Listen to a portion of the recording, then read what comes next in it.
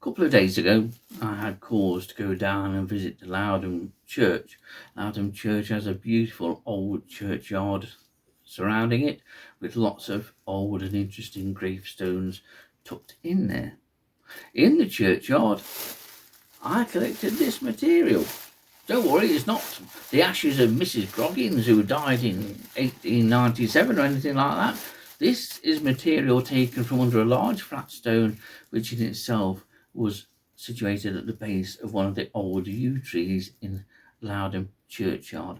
I'm hoping that there'll be some interesting invertebrates in there, namely false scorpions, of course, but with this kind of material you can get lots of interesting species in it. There are hundreds and hundreds of woodlice in here, I can tell you that now. So if you have an aversion to woodlice, pigs as we used to call them when we were kids, then this may not be the video for you.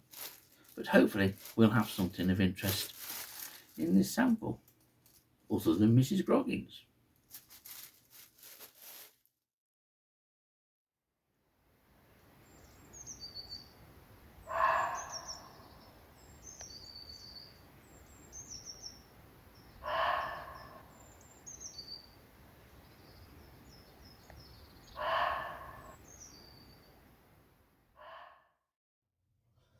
There's our first handful.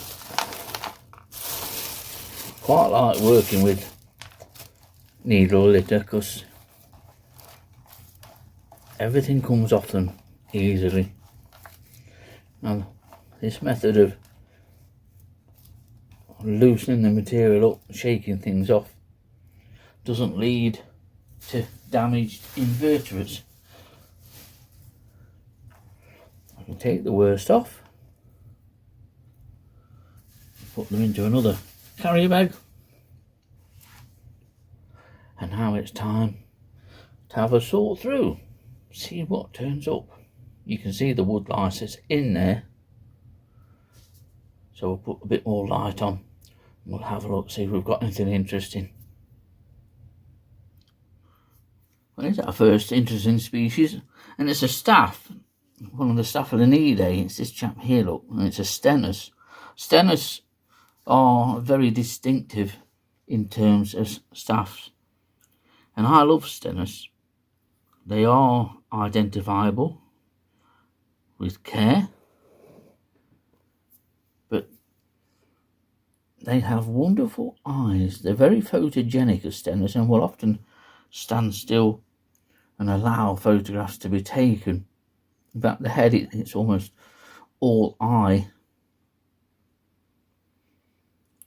There are a couple of species that have orange or yellow spots on the elytra. This isn't one of them. So we'll see if we can photograph this and determine which species it is. It is quite large for a stenus. So that's nice to see, and indicative that we've got a different range of invertebrates in this sample. And we've struck gold already. I'm just trying to keep this in the frame. Obviously, this is a false scorpion, but this is Sithonius ishnaskeles, or words to that effect.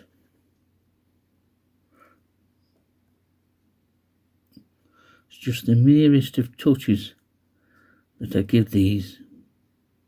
But this is a species I don't think I've showed you. It is one of the commonest species that you'll find in ground layer. It's probably one of the two commonest species. Very difficult to the likes of Neobicium carcinoides. Let's see if we can get it to zoom backwards. The great thing about these, they can go as fast backwards as they can forwards.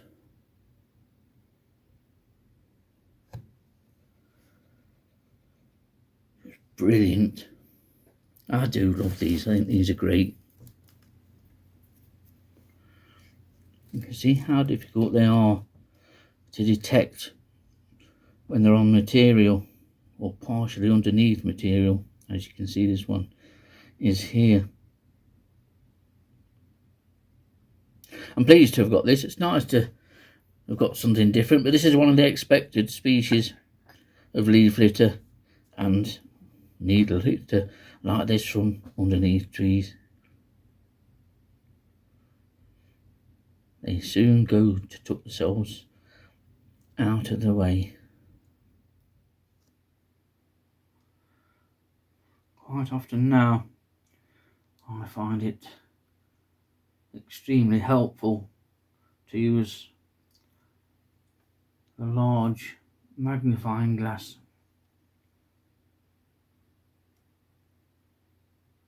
Helps with looking for those very small invertebrates.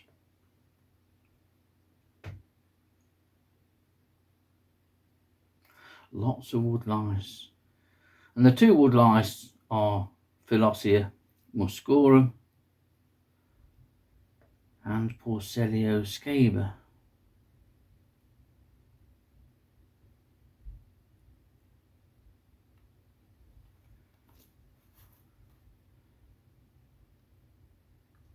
No false scorpion in this handful, it appears. But I have collected quite a few invertebrates out of this sample so far, which I have to try and photograph.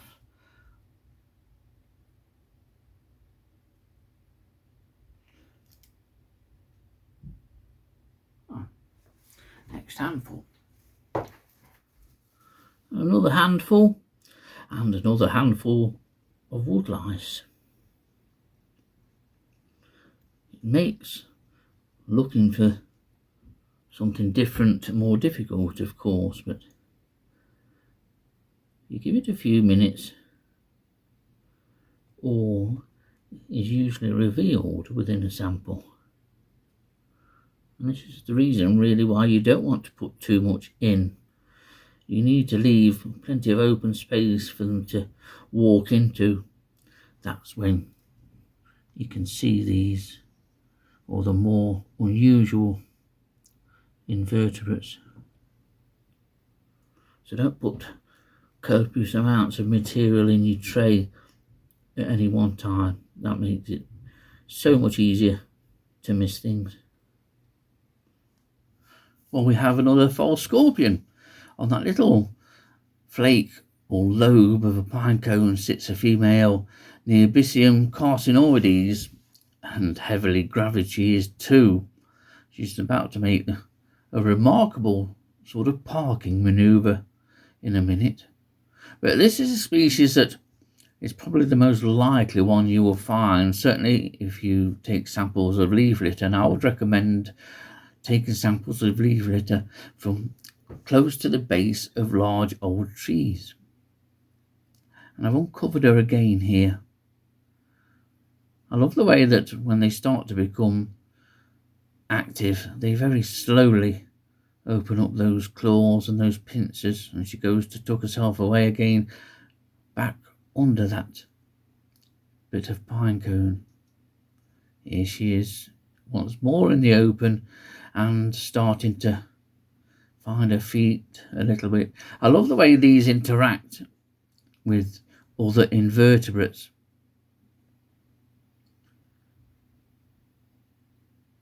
But anything with pincers in the UK, and certainly with the word scorpion in the name, is quite a thing here. We don't have scorpions naturally, but they're becoming very popular, and more people are becoming interested in false scorpions, and rightly so. They've been neglected for many years by many naturalists, but who can't be impressed by these little things? And they're strong predators of a range of mites, probably other small invertebrates too, so they do good in the garden, in the woodland, or wherever they are found. But here's one that's going to tuck itself under that old pine needle again. They like to do that. Now she's more in the open. And here we go again. Look, very slowly becoming active. They're almost like a clockwork toy, but they're quite marvellous invertebrates. I could watch them all day long, I must admit, and thankfully for you, it says only 2 minutes and 40 seconds or so. But they're just super invertebrates.